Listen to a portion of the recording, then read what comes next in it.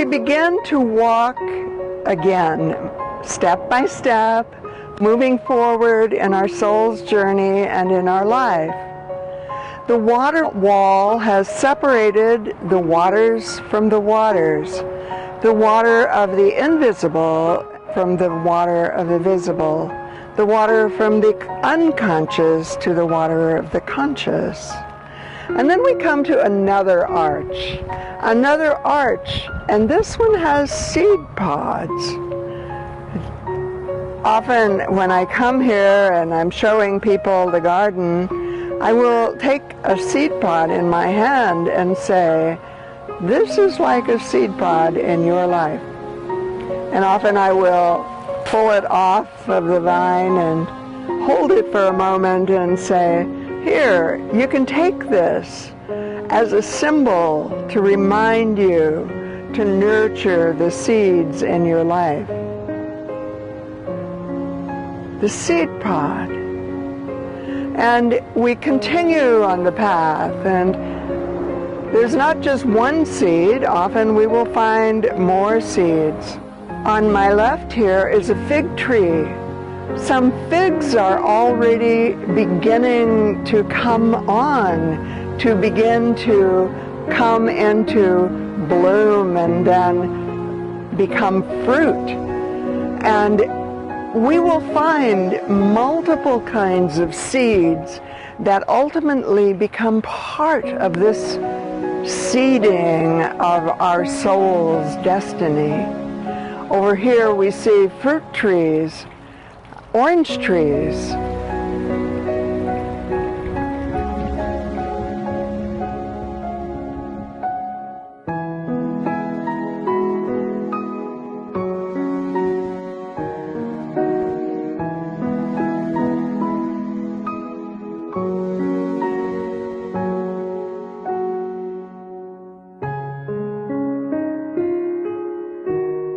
We're now sitting at the jade table.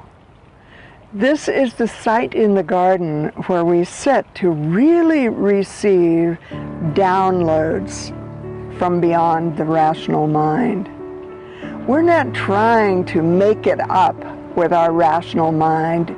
We'll do that for a lot of our lifetime. This is way beyond that.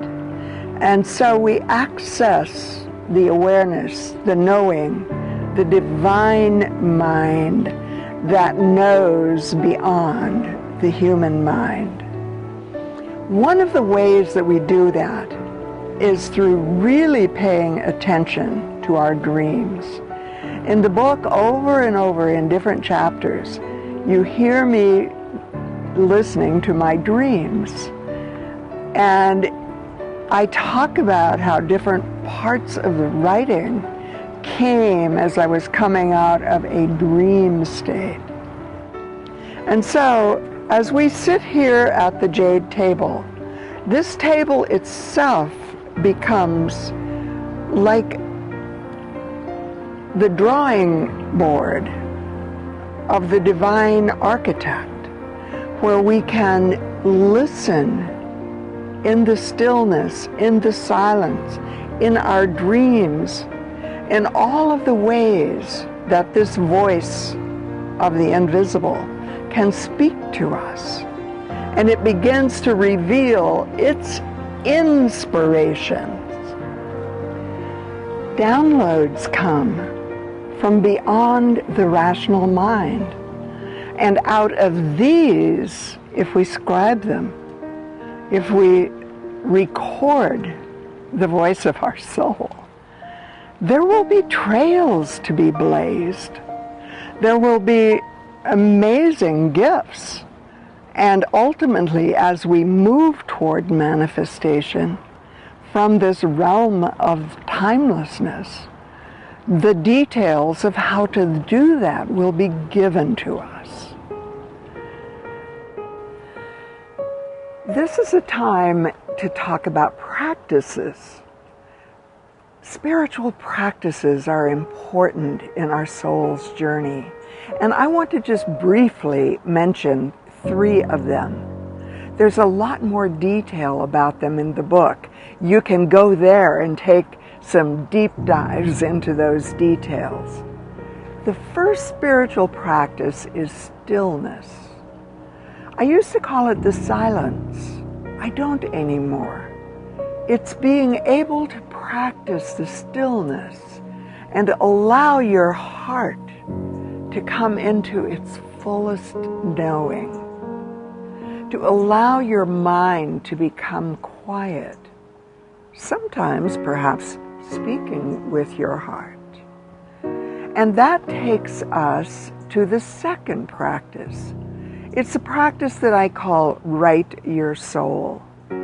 If you're going through tough stuff, things that you're really struggling with, let your human self express its deepest heart's grieving, feelings of loss, yearning, not knowing, and have a journal where you first let your human self speak. Speak to this part of you that is invisible, this part of you that is your soul, this part of you that has known you from the moment of your birth and until the moment when you go through the veils yourself. This part of you that knows your destiny. And communicate with that.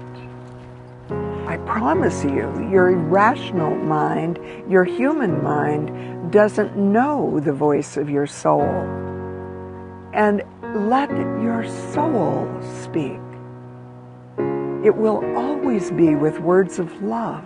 It will always be with tenderness, with the energy of healing, with the energy of a vision that is greater. The third practice is one that I call the Passion Triangle. And it's found in the book in the chapter entitled Glimpses of the Soul. The Passion Triangle has three things that come into clear focus. The first is your passion, and that's the top of the triangle. That is what will drive your entire life. That is the thing that will lead you and guide you and hold you and sustain you. The second thing that is important, and these are foundations for that, is to identify a sense of your gifts of genius. Some of them came to you as we've worked in this invisible experience of the soul. You will be identifying your own commitment. Without commitment, nothing happens. Nothing will last. It will just come and go and be there and dissolve. And impermanence is the realm of the human. The soul is eternal. My own passion triangle has the energy of three different things. It has the energy of love, it has the energy of consciousness, and it has the energy of dancing all of the colors of the rainbow. Love is at the top of my passion triangle. What I can see is that love as a field has been present since the moment of my birth and will sustain me until the moment when I myself pass through the veils. The energy of consciousness has become my gift of genius, understanding all of those realms.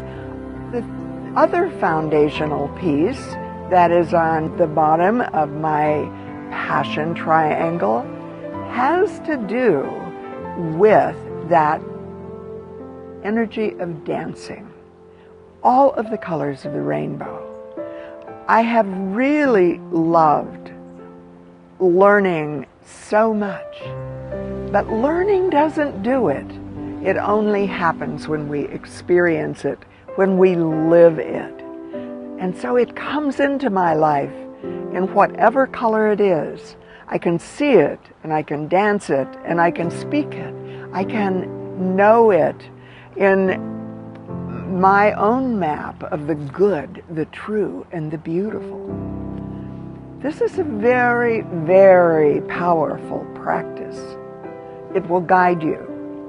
It's not about a random thing. It's what you always come back to.